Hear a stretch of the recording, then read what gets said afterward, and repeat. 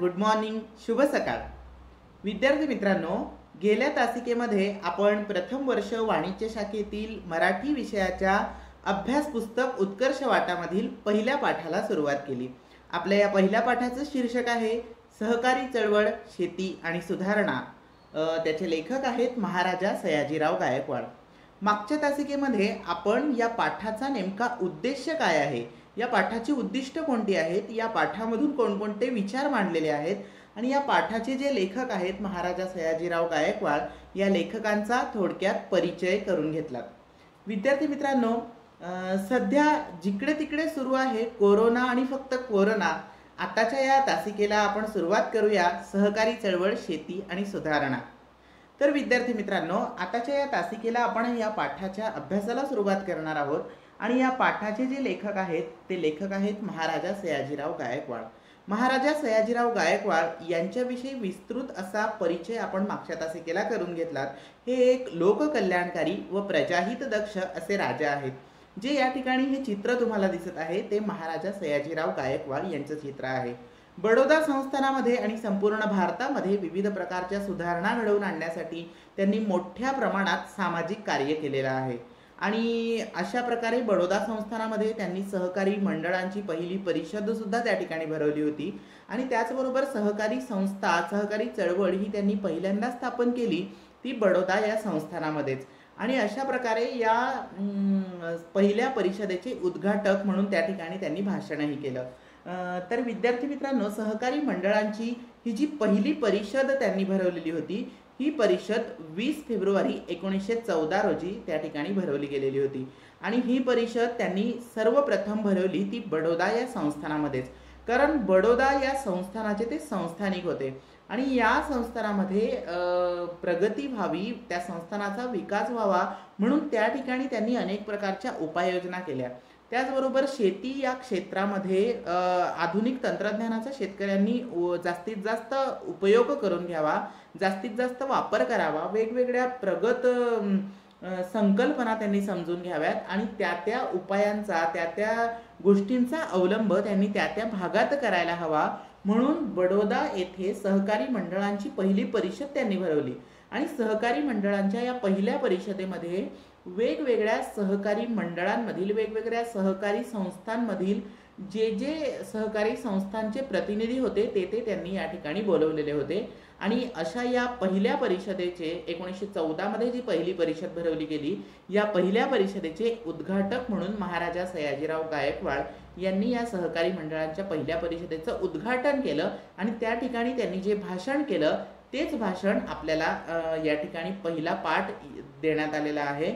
आणि तो यासाठीच दिलेला आहे की महाराजा सयाजीराव गायकवाड यांनी सहकारी मंडळांचे जे प्रतिनिधी होते त्या सर्व सहकारी संस्थांच्या प्रतिनिधींना त्यांनी जे विचार त्याद्वारे सांगितले ते विचार आजच्या युवकांपर्यंत सुद्धा पोहोचले पाहिजेत, आजच्या शेतकऱ्यांपर्यंत पोहोचले पाहिजेत.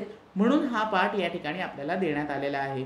या विचारांवर आपण सुद्धा विचार करावा, यामध्ये दिलेल्या विविध उपाययोजनांचा अवलंब आपण सुद्धा करावा आणि आजच्या शेतीला अधिकाधिक प्रगत करण्यासाठी, शेती क्षेत्र अधिकाधिक विकसित करून घेण्यासाठी आजच्या युवकांनी किंवा आजच्या शेतकऱ्यांनी सुद्धा तितकंच सक्षम होणं किती गरजेचं आहे, स्वावलंबी होणं किती गरजेचं आहे, हे थोडक्यात विचार त्यांनी या पाठामधून मांडलेले आहेत, या भाषणामधून मांडलेले आहेत. आणि म्हणूनच हा पाठ आपल्याला या ठिकाणी दिलेला आहे. तर विद्यार्थी मित्रांनो, त्यांचं हे जे भाषण होतं हे सुरुवातीपासून तर शेवटपर्यंतचं जे भाषण त्यांनी त्या ठिकाणी केलेलं होतं ते भाषण आपल्याला पहिल्या पाठामध्ये देण्यात आलेलं आहे आणि त्या भाषणाला आपण आता सुरुवात करणार आहोत. तर विद्यार्थी मित्रांनो, सुरुवातीला सहकारी चळवळ, शेती आणि सुधारणा हा जो पाठ दिलेला आहे ते महाराजा सयाजीराव गायकवाड यांचं एक भाषण आहे, हे आपण बघितलं. आणि कोणत्याही भाषणाची सुरुवात आपण ज्यावेळी करत असतो, उदाहरणार्थ एक गोष्ट किंवा एक महत्त्वाची गोष्ट भारत देशामध्ये घडलेली प्रसिद्ध आहे की स्वामी विवेकानंद यांनी शिकागो येथे जी पहिली धर्म परिषद भरवली गेलेली होती, त्या धर्म परिषदेमध्ये भारताचं प्रतिनिधित्व स्वामी विवेकानंदांनी केलेलं होतं. आणि स्वामी विवेकानंदांनी त्या ठिकाणी प्रतिनिधी म्हणून भाषणाला सुरुवात करताना त्यांनी सुरुवातीला माझ्या बंधू आणि भगिनींनो अशी त्या भाषणाची सुरुवात केलेली होती.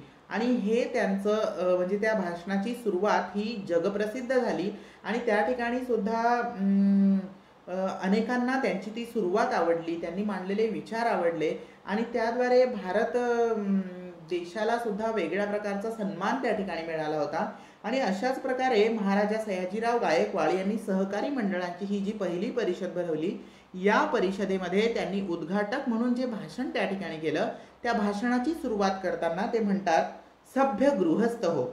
म्हणजे त्यांनी सहकारी मंडळांच्या प्रत्येक सहकारी मंडळांच्या प्रतिनिधींना या ठिकाणी बोलवलेलं होतं आणि या ठिकाणी त्या प्रतिनिधींना उद्देशून भाषण करत असताना ते सुरुवातीला म्हणाले, सभ्य गृहस्थ हो.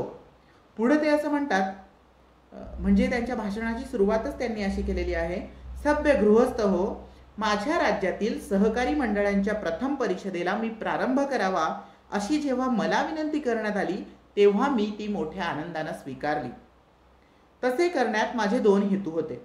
एक, मी स्वतः या महत्त्वाच्या चळवळीत किती लक्ष घालतो हे दर्शवावं व दुसरा, माझ्या राज्याच्या चारी प्रांतांतून जे या मंडळांचे प्रतिनिधी येणार त्यांना भेटण्याची संधी घ्यावी. माझ्या प्रजेच्या नैतिक व आर्थिक उन्नतीसाठी होणाऱ्या प्रत्येक चळवळीबद्दल मला अत्यंत सहानुभूती वाटते आणि त्या चळवळीचे कार्य विस्तृत व सुकर व्हावे म्हणून जेवढी शक्य तेवढी सर्व प्रकारची मदत त्या कार्यकर्त्यांना करण्यास मी तयार असतो. विद्यार्थी मित्रांनो, भाषणाची सुरुवात करत असताना त्यांनी दोन महत्त्वाचे हेतू या ठिकाणी सांगितलेले आहेत.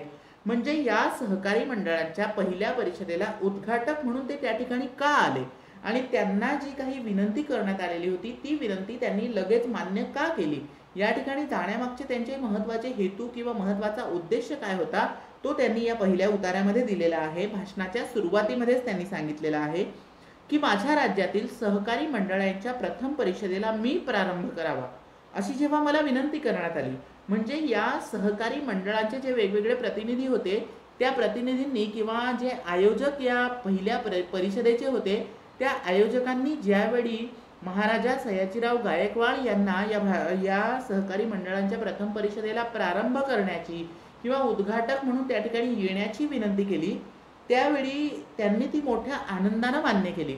म्हणजे ज्यावेळी त्यांना ही विनंती करण्यात आली त्यावेळी त्यांना एक प्रकारचा हर्ष झाला, उल्हास झाला, आनंद झाला आणि तो आनंद त्यांना का झाला, यामध्ये त्यांना जावंसं का वाटू लागलं, त्यांचे त्यामागचे लगेच ती विनंती मान्य करण्यामागचे दोन महत्त्वाचे हेतू होते. आणि हे दोन महत्त्वाचे हेतू कोणते, तर या ठिकाणी हे जे दोन महत्त्वाचे हेतू मी तुम्हाला दाखवलेले आहेत ते म्हणजे पहिला महत्त्वाचा हेतू ते असं म्हणतात की मी स्वतः या महत्त्वाच्या चळवळीत किती लक्ष घालतो हे दर्शवावं. म्हणजे पहिला महत्त्वाचा त्यांचा हेतू या ठिकाणी हा होता की ही जी महत्त्वाची चळवळ आहे, सहकारी चळवळ या ठिकाणी जी सुरू करण्यात आलेली आहे, सहकारी मंडळांची परिषद जी या ठिकाणी ज्यासाठी भरवली गेलेली आहे, या सहकारी चळवळीमध्ये मी स्वतः किती लक्ष घालतो हे इतरांना सुद्धा दाखवून द्यावं, इतरांना दर्शवावं. म्हणजे ते जे कार्य करत आहे ते इतरांपर्यंत पोचावं अशी त्यांची अपेक्षा होती त्या ठिकाणी, किंवा ते स्वतः काय करत आहे हे त्यांना इतरांना फक्त दाखवायचं नव्हतं, तर हे करणं का गरजेचं आहे हे त्यांना समोरच्याला पटवून द्यायचं होतं. सहकारी मंडळांच्या त्या प्रतिनिधींना त्यांना समजावून सांगायचं होतं की हा किती महत्त्वाचा विषय आहे. आपल्या भारत देशामधील शेतीवर जास्तीत जास्त लोक अवलंबून आहेत. शेती हा व्यवसाय जास्तीत जास्त लोक करत असतात आणि म्हणूनच शेती या क्षेत्राला अधिकाधिक विकसित करायचं असेल, शेती या क्षेत्रामध्ये उत्कर्ष साधायचा असेल, प्रगती घडवून आणायची असेल तर आपल्याला सहकारी चळवळ ही किती महत्त्वाची आहे आणि सहकारी चळवळीला मी स्वतः सुद्धा किती महत्त्व देतो, सहकारी चळवळीमध्ये माझं स्वतःचं किती लक्ष असतं, मी किती जबाबदारीने सहकारी चळवळीचं काम करत असतो हे त्यांना इतरांना समजावून त्या ठिकाणी सांगायचं होतं. आणि म्हणून त्यांचा महत्त्वाचा पहिला हेतू होता की मी स्वतः या महत्त्वाच्या चळवळीत किती लक्ष घालतो हे दर्शवावं. आणि दुसरा महत्त्वाचा हेतू त्यांचा होता की माझ्या राज्याच्या चारी प्रांतांतून जे या मंडळांचे प्रतिनिधी येणार त्यांना भेटण्याची संधी घ्यावी. म्हणजे एक महत्त्वाचा उद्देश त्यांचा हा सुद्धा यामागे होता की माझ्या या राज्याच्या चारी प्रांतांमधून जे या विविध मंडळांचे प्रतिनिधी या ठिकाणी येणार आहेत त्यांना भेटण्याची संधी घ्यावी. आणि त्यांना भेटायचं होतं म्हणजे नेमकं काय करायचं होतं, तर संपूर्ण राज्याची जी सहकारी मंडळांची प्रथम परिषद बडोदा या संस्थानामध्ये भरवली गेलेली होती. या संस्थानामध्ये वेगवेगळ्या सहकारी संस्थांचे सहकारी मंडळांचे प्रतिनिधी येणार होते आणि या प्रतिनिधींची भेट त्या ठिकाणी घेता यावी, हा सुद्धा त्यांचा त्यामागचा महत्त्वाचा उद्देश होता. आणि भेट घेता यावी म्हणजे या सर्व लोकांपर्यंत मी जे काही काम करत आहे ते त्यांच्यापर्यंत पोहोचवता येईल, किंवा जे काही महत्त्वाच्या उपाययोजना त्यांनी त्यांच्या भागात त्या ठिकाणी राबवायला हव्यात त्या मला याद्वारे या प्रतिनिधींना सांगता येतील. आणि हे प्रतिनिधी आपापल्या भागांमध्ये, आपापल्या प्रदेशांमध्ये, आपापल्या जिल्ह्यांमध्ये गेल्यानंतर ते त्या उपाययोजना त्यांच्या भागांमध्ये करतील आणि त्या उपाययोजनांचा अवलंब करून त्यांचा तो भाग ते त्या ठिकाणी विकसित करतील. आणि म्हणूनच या सहकारी मंडळांच्या वेगवेगळ्या प्रतिनिधींना, चारी प्रांतांमधून आलेल्या प्रतिनिधींना मला भेटता यावं, त्यांच्यापर्यंत मला माझे विचार पोहोचवता यावेत. म्हणजे सुरुवातीला विद्यार्थी मित्रांनो, महाराजा सयाजीराव गायकवाड यांचा थोडक्यात परिचय ज्यावेळी आपण बघितला, त्या परिचयामध्ये आपण हेही पाहिलं की महाराजा सयाजीराव गायकवाड यांनी जगभर भ्रमंती केली, जगभर त्यांनी प्रवास केला. आणि हा जगभर प्रवास करण्याचा त्यांचा महत्त्वाचा उद्देश काय होता की संपूर्ण जगभरामध्ये, संपूर्ण विश्वामध्ये, वेगवेगळ्या देशांमध्ये जाऊन प्रत्येक देशातील काही महत्त्वाच्या गोष्टी आपण सुद्धा आत्मसात कराव्यात.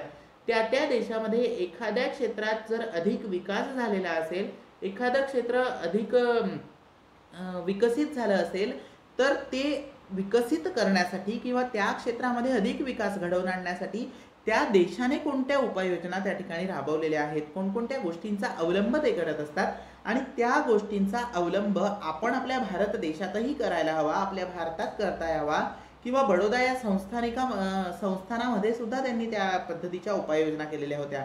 आणि त्याचमुळे त्यांनी ही जगभ्रमंती केलेली होती. आणि जगभ्रमंती केल्यानंतर त्यांना इंग्लंड किंवा त्या व्यतिरिक्त वेगवेगळ्या देशांमधून सुद्धा जे काही उपाययोजना त्यांनी त्या ठिकाणाहून त्या आणलेल्या होत्या, या उपाययोजना आपल्या भारत देशांमधील प्रत्येक नागरिकापर्यंत, प्रत्येक गावकऱ्यापर्यंत, प्रत्येक शेतकऱ्यापर्यंत त्यांना पोहोचवता याव्यात. यासाठी या सहकारी मंडळांची ही जी परिषद भरवलेली आहे, हे एक महत्त्वाची गोष्ट आहे. आणि या ठिकाणी जर मी गेलो तर या ठिकाणी वेगवेगळ्या प्रांतांतून, चारी प्रांतांतून सहकारी मंडळांचे प्रतिनिधी येणार आहेत. या प्रतिनिधींपर्यंत मला माझा विचार पोहोचवता येईल.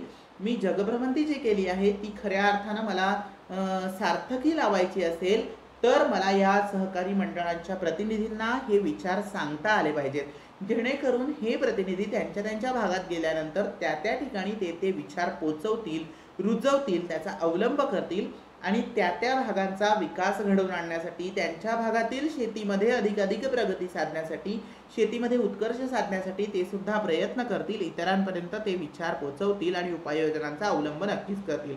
आणि म्हणूनच या सहकारी मंडळांच्या पहिल्या परिषदेला ज्यावेळी त्यांना विनंती करण्यात आली उद्घाटक म्हणून येण्याची, त्यावेळी त्यांनी ही विनंती लगेच मान्य यासाठीच केली. आणि त्या ठिकाणी जाण्यामागचे त्यांचे हे दोन महत्त्वाचे हेतू होते की मी स्वतः या महत्त्वाच्या चळवळीत किती लक्ष घालतो हे इतरांना दर्शवावं, इतरांना सांगावं. आणि दुसरा महत्त्वाचा उद्देश म्हणजे माझ्या राज्याच्या चारी प्रांतातून जे या मंडळांचे प्रतिनिधी येणार आहेत त्यांना भेटण्याची मला संधी जी मिळणार आहे ती संधी घ्यावी, म्हणून ते त्या ठिकाणी जाण्याचा त्यांनी विनंती लगेचच मान्य केली आणि ती सुद्धा आनंदानं मान्य केली. आणि पुढे महाराजा सयाजीराव गायकवाड असं म्हणतात की माझ्या प्रजेच्या नैतिक व आर्थिक उन्नतीसाठी होणाऱ्या प्रत्येक चळवळीबद्दल मला अत्यंत सहानुभूती वाटते. म्हणजे माझ्या या राज्यामध्ये ज्या चळवळी होत आहेत, सहकारी चळवळ ही एक गोष्ट झाली, परंतु ज्या इतर सामाजिक चळवळी असो, राजकीय चळवळी असो किंवा कोणत्याही सांस्कृतिक चळवळ असो, कोणतीही जी चळवळ केली जात आहे त्या प्रत्येक चळवळीबद्दल मला अत्यंत सहानुभूती वाटते, अत्यंत आपुलकी वाटत असते. आणि त्या चळवळीचं कार्य विस्तृत व सुकर व्हावं म्हणून जेवढी शक्य तेवढी सर्व प्रकारची मदत त्या कार्यकर्त्यांना करण्यास मी तयार असतो. म्हणजे कोणतीही चळवळ असेल, राजकीय असो, सांस्कृतिक असो, सामाजिक असो किंवा ही सहकार चळवळ असो, या प्रत्येक चळवळीमध्ये माझा सहभाग असावा, मी सुद्धा यासाठी काहीतरी केलं पाहिजे असं मला नेहमी वाटत असतं. आणि त्यासाठी मी कोणतंही कार्य कधीही करायला तत्पर असतो, असं ते या ठिकाणी म्हणतात. मला या प्रत्येक चळवळीबद्दल सहानुभूती वाटत असते आणि त्या चळवळीचं कार्य अधिकाधिक विस्तृत व्हावं, सुकर व्हावं, चांगल्या प्रकारचं व्हावं किंवा ते अधिकाधिक विस्तारात जावं यासाठी मला शक्य होईल तेवढी मदत मी सुद्धा त्या कार्यकर्त्यांना, ती चळवळ जे कार्यकर्ते त्या ठिकाणी राबवत असतील त्या कार्यकर्त्यांना मला मदत करता यावी, जेवढी शक्य असेल तेवढी मदत ही मी प्रत्येकाला करण्यासाठी नेहमीच तयार असतो, असं ते त्यांच्या भाषणाच्या सुरुवातीलाच म्हणत होते. आणि त्यानंतर विद्यार्थी मित्रांनो, पुढे महाराजा सयाजीराव गायकवाड हे असे म्हणतात की सहकारी मंडळी ही फार उपयुक्त संस्था आहे, कारण तिचा हेतू लोकांना टापटिपीने व्यवहार करण्यास शिकवणे, त्यांचे उद्योगधंदे वाढीस लावणे आणि परिणामी त्यांच्या जीवनक्रमाचा दर्जा उच्च करणे हाच असतो. नगर जीवन व ग्राम जीवन यांच्या संबंधीचे जे अनेक गुंतागुंतीचे प्रश्न आपल्याला कधीचे सोडवता येत नाहीत, ते आता सहकाराच्या तत्वामुळे सुटू लागतील असे मला वाटते. विद्यार्थी मित्रांनो, या दुसऱ्या उतारामध्ये या पाठामधून असं सांगण्यात आलेलं आहे की सहकारी मंडळी किंवा सहकारी संस्था ही खूप उपयुक्त संस्था आहे, खूप फायदेशीर संस्था आहे.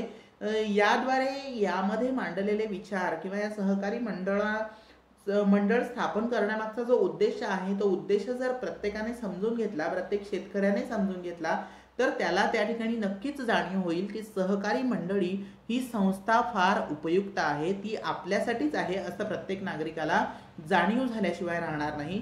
आणि खरोखरच सहकारी मंडळी ही फार उपयुक्त संस्था आहे, कारण सहकारचा अर्थच थोडक्यात आहे की एकाच विचारसरणीचे अनेक लोक एकत्र आल्यानंतर आर्थिक उलाढाल करणारी एक संस्था त्या ठिकाणी स्थापन होत असते. आणि अशाच प्रकारचे अनेक लोकांचे एकाच विचारसरणीचे अनेक लोक यामध्ये एकत्र येऊ शकतात आणि एकमेकांना सहकार्य करू शकतात या सहकारी मंडळाच्या मार्फत.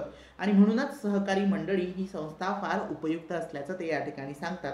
आणि ही का उपयुक्त आहे, कशासाठी उपयुक्त आहे, आपण सहकारी मंडळी या संस्थेला का उपयुक्त म्हणू शकतो, का उपयोगाची आहे असं म्हणू शकतो, तर त्याचं कारण सुद्धा त्यांनी या ठिकाणी दिले आहेत. कारण ते पुढे म्हणतात की कारण या सहकारी मंडळीचा प्रमुख हेतू किंवा महत्वाची उद्दिष्टच ही आहेत की लोकांना टापटिपीने व्यवहार करण्यास शिकवणे.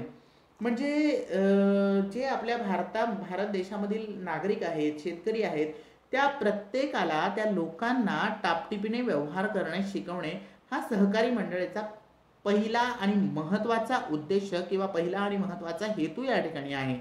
आणि म्हणूनच सहकारी मंडळी ही फार उपयुक्त संस्था आहे. त्याचबरोबर दुसरा महत्त्वाचा हेतू म्हणजे त्यांचे उद्योगधंदे वाढीस लावणे. मग तो कोणताही उद्योग असो, कोणतंही क्षेत्र असो, लोक जो उद्योग या ठिकाणी करत असतील, तो प्रत्येक उद्योग त्यांना टापटिपीने करता यावा. जो व्यवहार ते या उद्योगामध्ये करत असतील, तो व्यवहार त्यांना अधिकाधिक टापटिपीने करता यावा आणि टापटिपीने करण्यास त्यांनी ते शिकावं, हा यामागचा महत्त्वाचा उद्देश आहे. परंतु त्याचबरोबर ते जो उद्योगधंदे त्या ठिकाणी करत असतील, जे उद्योग करत असतील, ते उद्योगधंदे अधिकाधिक वाढीस लावणे, त्याला अधिकाधिक व्यापक प्रमाणात स्वरूप उपलब्ध करून देण्यासाठी त्यांनी काय काय करायला हवं, हा सुद्धा यामागचा महत्त्वाचा हेतू सहकारी मंडळीचा आहे. त्याचबरोबर पुढचा महत्त्वाचा हेतू म्हणजे त्यांच्या जीवनक्रमाचा दर्जा उच्च करणे. म्हणजे हे जे लोक आहेत किंवा हे उद्योगधंदे करणारे जे लोक आहेत, त्या लोकांनी किंवा शेती करणारे जे शेतकरी असतील, त्या प्रत्येकाने त्यांच्या जीवनक्रमाचा दर्जा उच्च करणे हा सुद्धा सहकारी मंडळे स्थापन करण्याच्या मागचा महत्त्वाचा हेतू किंवा उद्देश या ठिकाणी आहे. म्हणजे जरी शेतकरी असेल तरी शेतीमध्ये उत्कर्ष साधता येत नाही असं नाहीत. शेतीमध्ये सुद्धा आपल्याला प्रगती घडवून आणता येते, शेतीमध्ये सुद्धा आपल्याला उत्कर्ष साधता येतो. आणि म्हणूनच या शेतकऱ्यांनी त्यांच्या जीवनक्रमाचा दर्जा सुद्धा त्या ठिकाणी उच्च त्यांना करता आला पाहिजे. आणि म्हणूनच ही महत्त्वाची सहकारी मंडळं स्थापन करण्याची किंवा सहकारी मंडळं ही उपयुक्त का आहेत त्याची कारणं ही या ठिकाणी दिलेली आहेत. कारण त्या सहकारी मंडळाचे महत्त्वाचे हेतू हे 3 आहेत.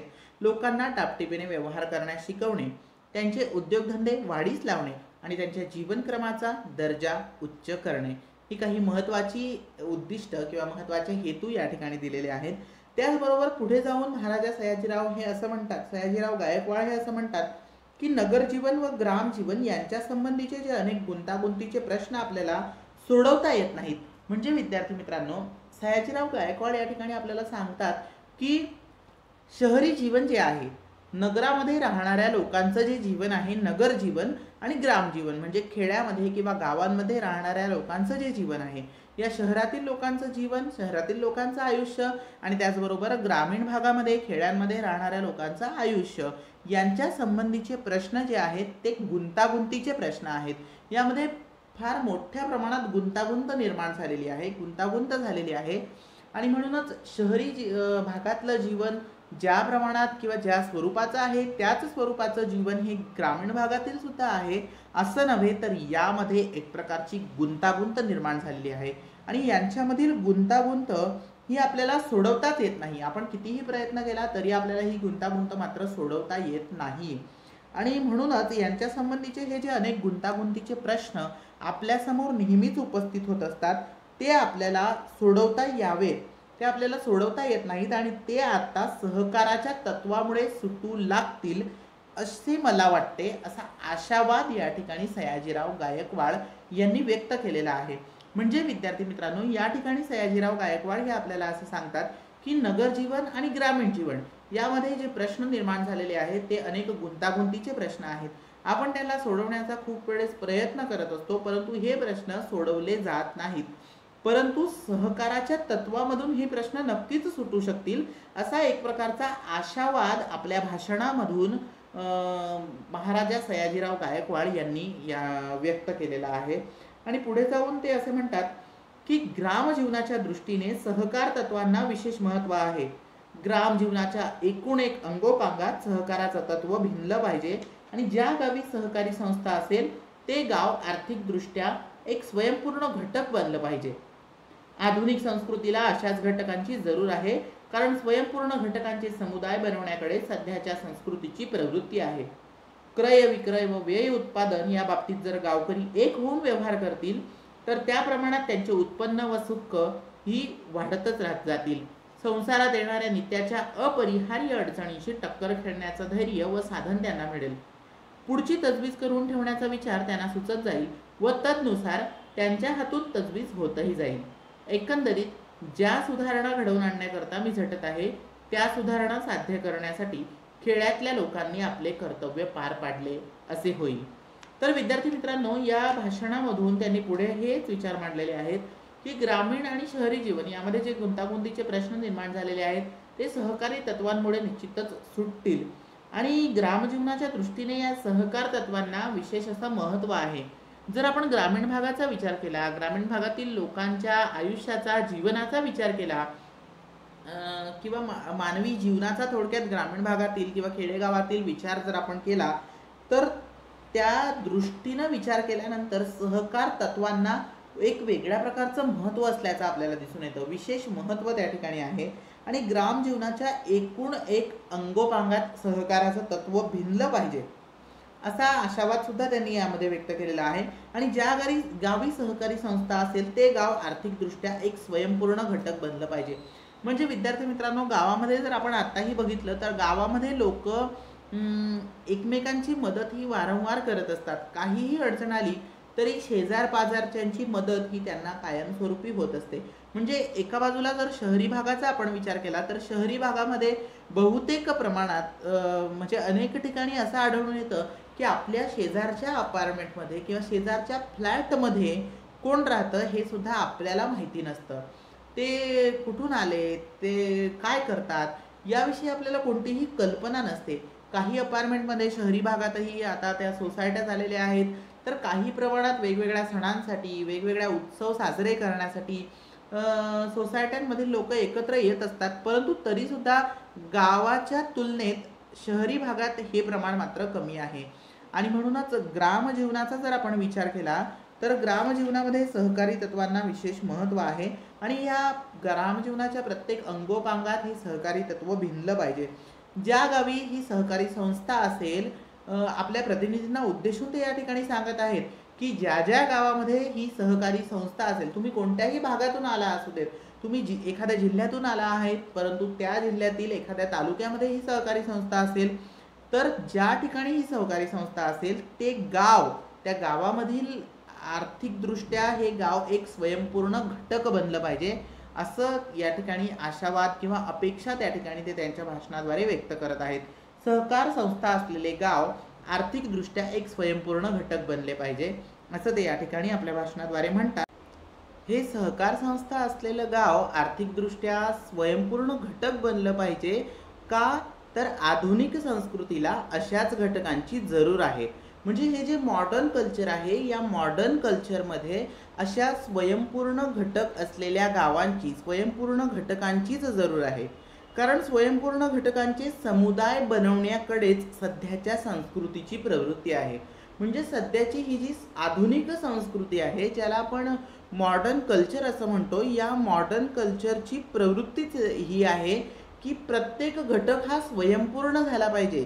स्वयंपूर्ण घटकांचे समुदाय बनवण्याची आजच्या या आधुनिक संस्कृतींची प्रवृत्ती झालेली आहे. क्रय विक्रय व व्यय उत्पादन या बाबतीत जर गावकरी एक होऊन व्यवहार करतील तर त्या प्रमाणात त्यांचे उत्पन्न व सुख सुद्धा वाढत जाईल. संसारात येणाऱ्या नित्याच्या अपरिहार्य अडचणींशी टक्कर खेळण्याचं धैर्य व साधन सुद्धा त्यांना मिळेल आणि पुढची तजवीज करून ठेवण्याचा विचार सुद्धा त्यांना सुचत जाईल.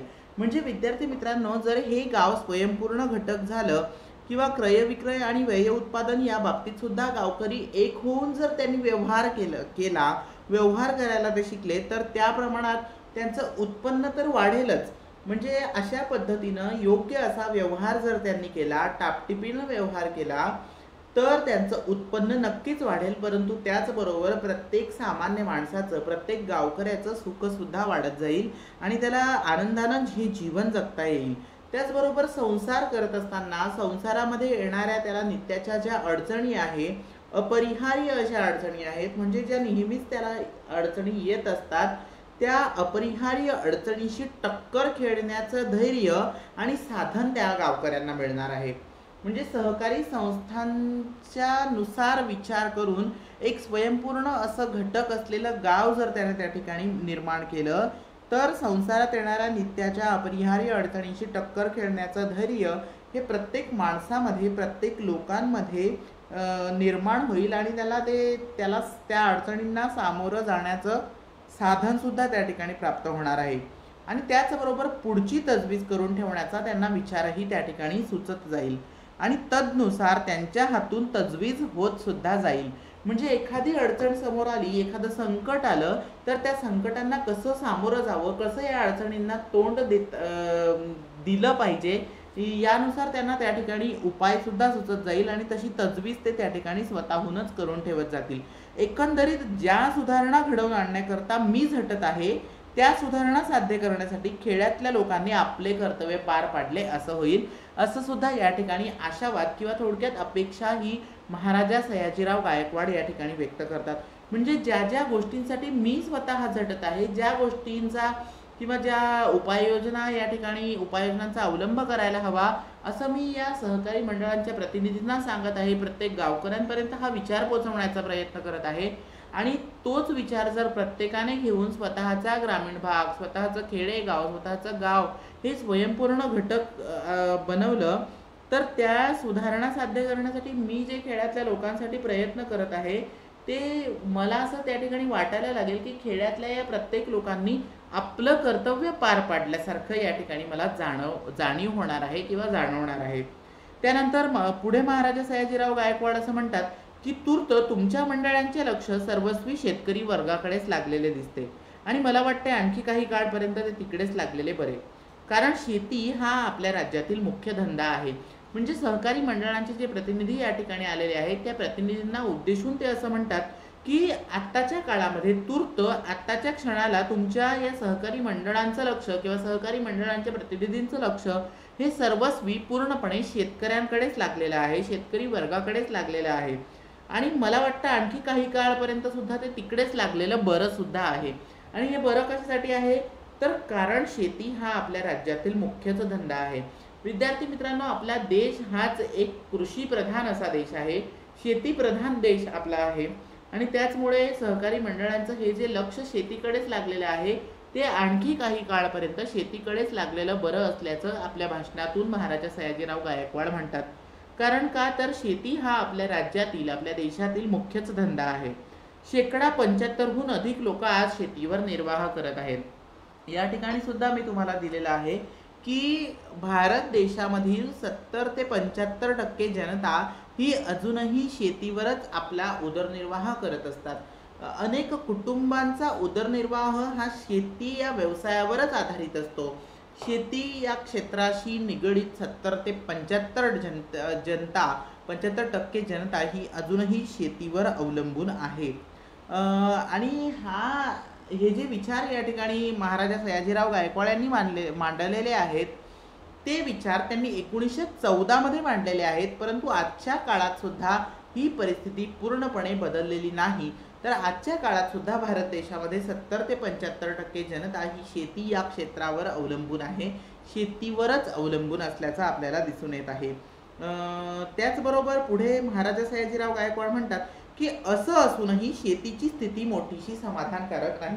म्हणजे भारत देशामध्ये 70 ते 75% जनता ही स्वतःचा उदरनिर्वाह ही शेतीवर आधारित म्हणजे शेतीवर अवलंबून आहे आणि स्वतःचा उदरनिर्वाह शेतीवरूनच ते करत आहेत, शेती हा व्यवसाय करूनच करत आहेत. आणि तरीसुद्धा शेतीची परिस्थिती जर आपण बघायला गेलं तर शेतीची ही जी स्थिती आहे ती आत्तासुद्धा मोठीशी समाधानकारक नाही असं त्यावेळी ते म्हणाले. परंतु आजही हा विचार तंतोतंत या ठिकाणी लागू होत असतो. आणि शेतीसंबंधी जे नवनवे शोध वेगवेगळ्या देशांमध्ये लावलेले आहे त्याचा उल्लेख त्यांनी आपल्या या भाषणामध्ये केलेला आहे की असे असून सुद्धा शेतीची स्थिती मोठीशी समाधानकारक नाही आहे. परंतु शेतीसंबंधी जे नवीन नवीन विचार, नाविन्यपूर्ण शोध हे जर्मनी, अमेरिका वगैरे देशात लागत आहे. आणि ब्रिटिश हिंदुस्थानात सुद्धा ज्या शोधांसाठी सरकारने प्रयत्न करून यश मिळवले आहे त्या शोधाचा लाभ घेता येण्यासारखा आहे. म्हणजे शेती या क्षेत्रामध्ये वेगवेगळे देश, जर्मनी असो किंवा अमेरिका असो इत्यादी वेगवेगळ्या देशांमध्ये जे शेतीशी संबंधित नाविन्यपूर्ण नवनवीन शोध लागत आहेत, किंवा त्याचबरोबर ब्रिटिश हिंदुस्थानात ज्या शोधांसाठी सरकारने प्रयत्न केलेले आहे. म्हणजे आपल्या भारतावर 150 वर्ष ब्रिटिशांनी राज्य केलं हे आपल्या प्रत्येकाला माहितीच आहे. आणि मग आपला हा जो ब्रिटिश हिंदुस्थान असं त्याला म्हटलं जायचं, कारण आपल्या हिंदुस्थानावर ब्रिटिशांचं राज्य 150 वर्ष होतं. आणि मग या ब्रिटिश हिंदुस्थानामध्ये सुद्धा त्या ब्रिटिशांनी जे वेगवेगळे शोध या ठिकाणी लावण्याचा प्रयत्न केलेला आहे, या शोधांचा जर आपण विचार केला, या शोधांसाठी सरकारने प्रयत्न करून जे यश मिळवलेलं आहे त्या शोधाचा लाभ आपल्याला घेता येण्यासारखा आहे असं महाराजा सयाजीराव गायकवाड हे आपल्याला या ठिकाणी सांगतायत. या शोधाच्या बाबतीतकडे माझ्या शेतकी अधिकाऱ्यांचं पूर्ण लक्ष असेलच. शेतकरी वर्ग हा दरिद्री, अज्ञानी व दूरदर्शी म्हणून प्रसिद्ध आहे. शेतीची साहित्ये व जनावरे ही बिचाऱ्यांजवळ पुरेशी नसतात. मग शेती करण्याच्या ज्या शास्त्रीय पद्धती आहेत त्यांचे ज्ञान त्याला कुठून असणार, असा प्रश्न सुद्धा या ठिकाणी महाराजा सयाजीराव गायकवाड उपस्थित करतात. म्हणजे आपला आजचा शेतकरी वर्ग हा सुद्धा 70 ते 75% आहे.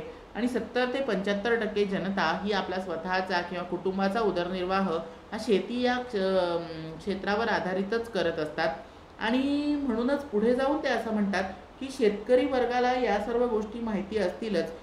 जे नाविन्यपूर्ण असे शोध वेगवेगळ्या देशांमध्ये लावले जात आहेत किंवा ब्रिटिश हिंदुस्थानात जे काही शोध सरकारने लावण्याचा प्रयत्न केलेला आहे त्या शोधांकडे शेतकऱ्यांचं सुद्धा लक्ष असेलच. माझ्या शेतकरी अधिकाऱ्यांचं त्याकडे पूर्ण लक्ष असेल अशा आशावाद त्या ठिकाणी ते व्यक्त करतात. आणि त्याचबरोबर ते पुढे जाऊन असं सांगतात की शेतकरी वर्गाला इतरांचा पाहण्याचा दृष्टिकोन नेमका कसा आहे. शेतकरी वर्गाला लोक काय समजतात तर दरिद्री, अज्ञानी आणि अदूरदर्शी. म्हणजे शेतकरी वर्ग हा दरिद्री आहे, थोडक्यात हा शेतकरी वर्ग गरीब आहे. त्याचबरोबर त्याला ज्ञान नाही, तो अडाणी आहे, अज्ञानी आहे. आणि त्याचबरोबर त्याला दूरच्या गोष्टी पाहण्याचं त्या ठिकाणी दूरदृष्टी त्याच्याकडे नाही आहे. थोडक्यात हा शेतकरी हा अदूरदर्शी आहे. म्हणजे शेतकरी वर्ग हा दरिद्री आहे, अज्ञानी आहे आणि अदूरदर्शी आहे. अशा या 3 गोष्टींनी 3 शब्दांनी तो प्रसिद्ध आहे. शेतकरी वर्ग दरिद्री, अज्ञानी आणि अदूरदर्शी म्हणून प्रसिद्ध आहे. शेतीची साहित्य ही जनावरे ही बिचाऱ्यांजवळ पुरेशी नसतात. म्हणजे हा अज्ञानी आहे. तो का अज्ञानी आहे, कारण खरोखर त्याच्यामध्ये कुठेतरी अज्ञान आहे असं सुद्धा त्यांनी त्या ठिकाणी स्पष्ट केलेलं आहे की हा जो शेतकरी वर्ग आहे हा अज्ञानी आहे. म्हणजे काय तर शेती करण्याच्या ज्या विविध पद्धती आहेत त्या त्याला अवगत नाहीत. म्हणजे शेती करण्यासाठी पारंपरिक पद्धतीनं जर शेती करायची म्हटलं तर ही पारंपरिक पद्धतीनं शेती करत असताना त्याला त्याच्याजवळ किती शेतीची साधनं असायला हवी, शेतीचं साहित्य त्याच्याकडे उपलब्ध असायला हवं, किंवा जनावरं त्याच्याकडे किती असायला हवीत, त्याची किती एकर शेती आहे आणि त्यानुसार त्याला किती जनावरे हवीत, किती साहित्य हवं, ते कोणकोणतं साहित्य असायला हवं याचं त्याला पुरेसं ज्ञान नाही असं महाराजा सयाजीराव गायकवाड या ठिकाणी म्हणतात. आणि त्याचं जर ज्ञान त्याला पुरेसं नसेल तर शास्त्रीय पद्धतीची शेती तो कसा करू शकणार असा प्रश्न त्यांनी त्या ठिकाणी उपस्थित केलेला आहे. शास्त्रीय पद्धतीची शेती तो कसं करू शकेल, ते शेती करण्याचं त्याला ज्ञान कुठून मिळणार असा प्रश्न त्या ठिकाणी ते उपस्थित करतात. पुढे ते म्हणतात, सामाजिक बाबतीत सुद्धा जुन्या खर्चिक परंपरेचं अंधानुकरण करण्यापलीकडे त्याची मजल जात नाही. म्हणजे सोशल वर्क जर करायचं म्हटलं तर सामाजिक बाबतीत सुद्धा जुन्या खर्चिक परंपरेचं अंधारुकरणच तो करत आहे. हे जुन्या खर्चिक परंपरेचं अंधारुकरण करण्याच्या पलीकडे त्याची मजल जात नाही. म्हणजे तो फक्त अंधश्रद्धा ठेवून किंवा दूरदृष्टी त्याच्याकडे नाही, तो त्याच परंपरेचं अंधानुकरण करत आलेला आहे आणि त्याच पद्धतीची शेती तो करत आहे. शास्त्रीय पद्धतीची शेती कशी करावी हे तो शिकून घेत नाही किंवा ते तंत्र तो स्वतः अवगत करत नाही. आणि सामाजिक बाबतीत सुद्धा या जुन्या खर्चिक परंपरांचंच तो अंधानुकरण करत आलेला आहे. त्याच्या पलीकडे त्याची मजल ही कुठंही गेलेली नाही.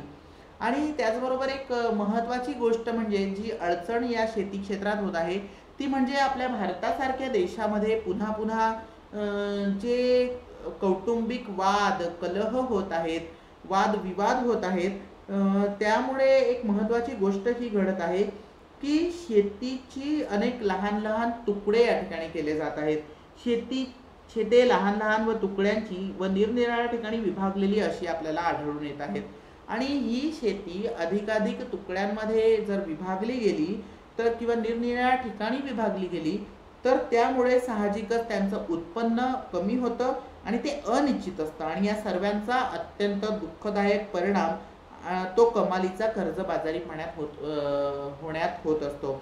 म्हणजे उदाहरणार्थ एखादा शेतकरी हा अधिकाधिक प्रगत या ठिकाणी याकरता होऊ शकत नाही की त्याच्या वाट्याला येणारी शेती ही थोडीफारच असते, थोडीशी शेती असते आणि तेवढ्याच शेतीमध्ये तो गुंतून पडत असतो. म्हणजे एखाद्या कुटुंबाकडे जर 4 एकर शेती असेल आणि त्या कुटुंबामध्ये जर 4 मुले असतील तर या 4 मुलांना 1-1 एकर या पद्धतीचे 4 तुकडे हे विभागून देण्यात आलेले असतात. आणि ही विभागलेली शेती प्रत्येक जण आपापल्या पद्धतीनं करत असतो आणि आपापल्या पद्धतीनं ही शेती करत असल्यामुळे त्याला वेगवेगळ्या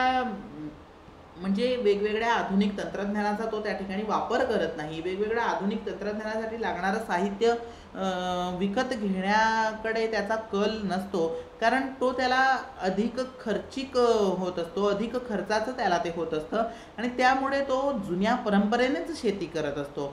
ती करत असताना सुद्धा तो महत्त्वाचं व्यवस्थित नियोजन त्या ठिकाणी करत नाही. आणि व्यवस्थित नियोजन न करताना त्याच्याकडे उपलब्ध असणाऱ्या साहित्यावरच किंवा उपलब्ध असणाऱ्या जनावरांवरच तेवढ्यावरच आधारित शेती जशी करता येईल तसा करण्याकडे त्याचा कल जात असतो आणि शास्त्रीय पद्धतीची शेती करण्याच्या पलीकडे त्याची मजल जातच नाही. म्हणजे शास्त्रीय पद्धतीची शेती करण्याकडे तो वळतच नाही, ते तंत्र तो अवगतच करून घेत नाही.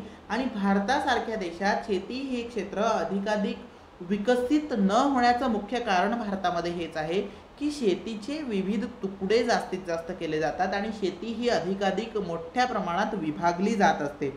आणि त्यामुळे साहजिकच प्रत्येक शेतकऱ्याचं उत्पन्न हे कमी होत असतं आणि ते उत्पन्न थोडक्यात निश्चित त्या ठिकाणी नसतं.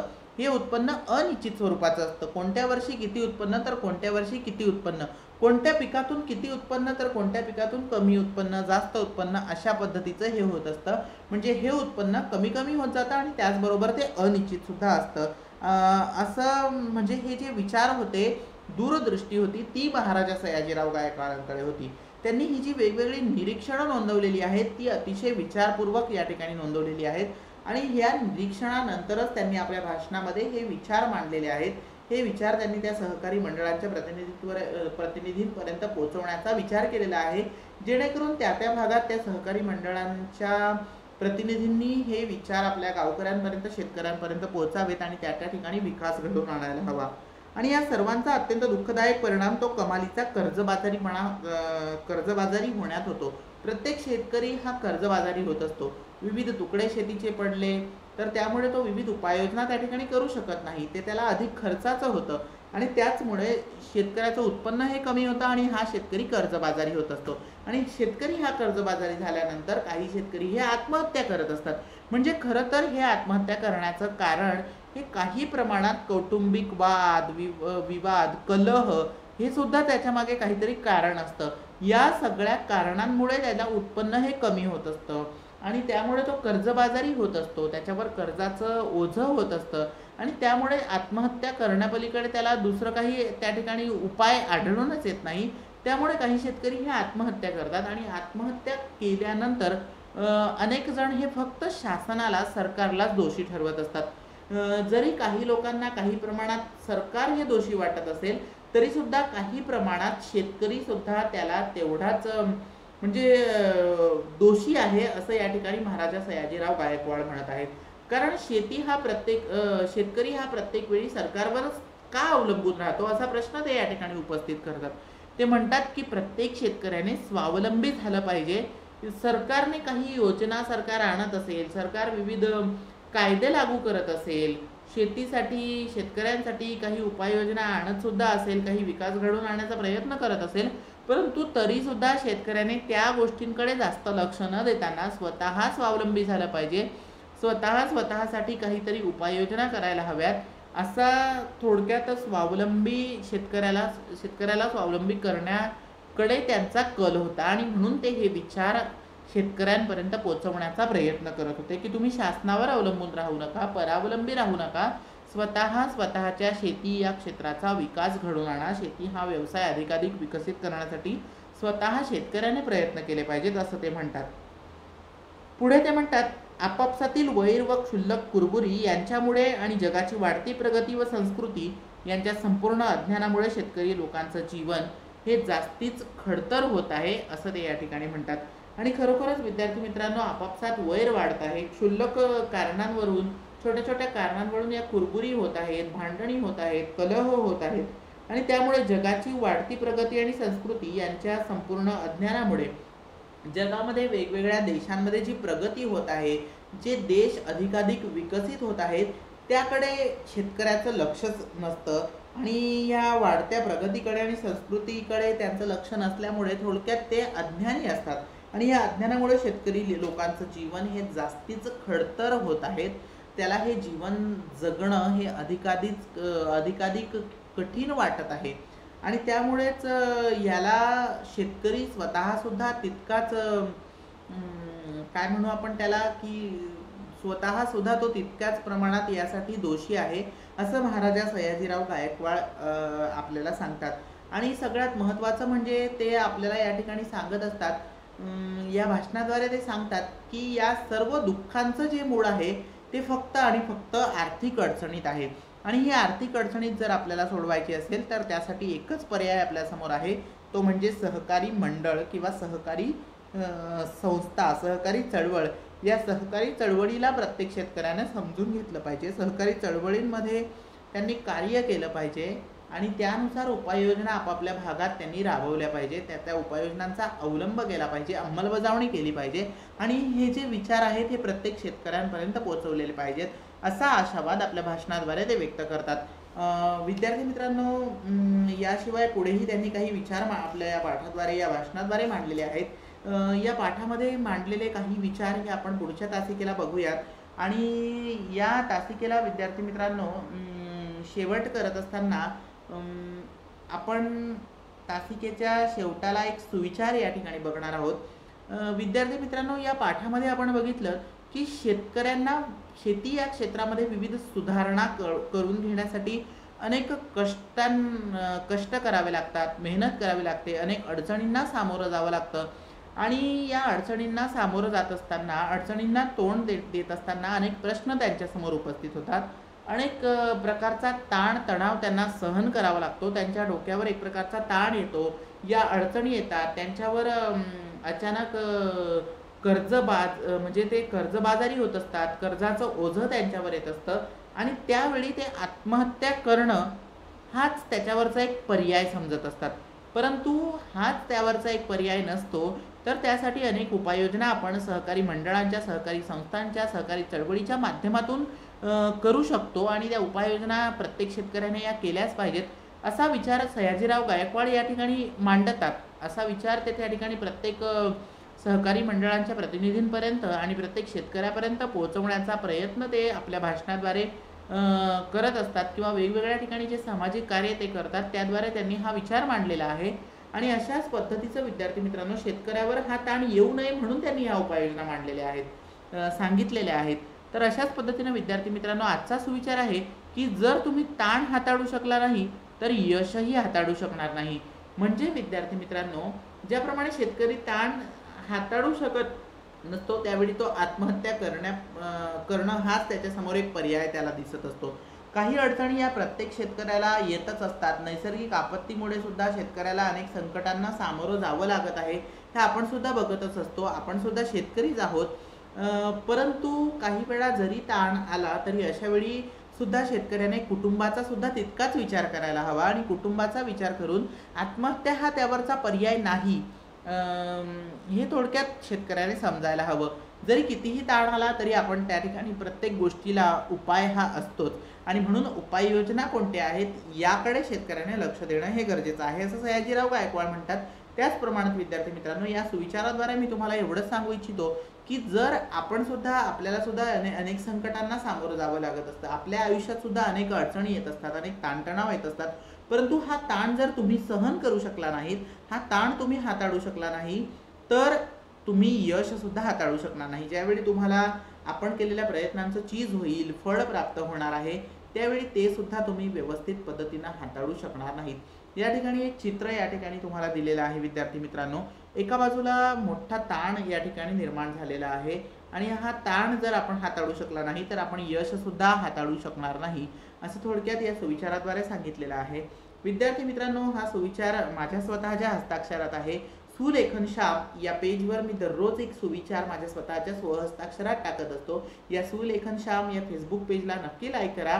आणि विद्यार्थी मित्रांनो, आपल्या या तासिका सुद्धा दररोज नियमितपणे आपण बघत चला आणि या तासिका तुम्हाला एका प्लेलिस्टमध्ये उपलब्ध करण्यासाठी आपल्या या YouTube channel assistant professor Ghanshyam Devare या यूट्यूब चॅनलवर या सर्व तासिका तुम्हाला एकाच प्लेलिस्टमध्ये मिळणार आहेत. आत्ताच आपल्या तासिका काही दिवसांपूर्वी सुरू झालेल्या आहेत. आपली ही चौथ्या क्रमांकाचीच तासिका आहे. त्यामुळे विद्यार्थी मित्रांनो, तिसऱ्याच क्रमांकाची तासिका आहे आणि म्हणून विद्यार्थी मित्रांनो, आपण अधिकाधिक प्रमाणात आपल्या या तासिका आपल्या मित्रांपर्यंत सुद्धा पोहोचवा. त्याचबरोबर आपल्या यूट्यूब चॅनलवर 12वीच्या सुद्धा मराठी विषयाच्या सर्व तासिका आहेत आणि म्हणून या चॅनलला सबस्क्राईब सुद्धा करा, लाईक करा आणि जास्तीत जास्त विद्यार्थ्यांपर्यंत आपली ही तासिका पोहोचवण्याचा प्रयत्न करा. घरी अभ्यास सुद्धा प्रत्येकानं चालूच ठेवा. धन्यवाद विद्यार्थी मित्रांनो. Thank you very much.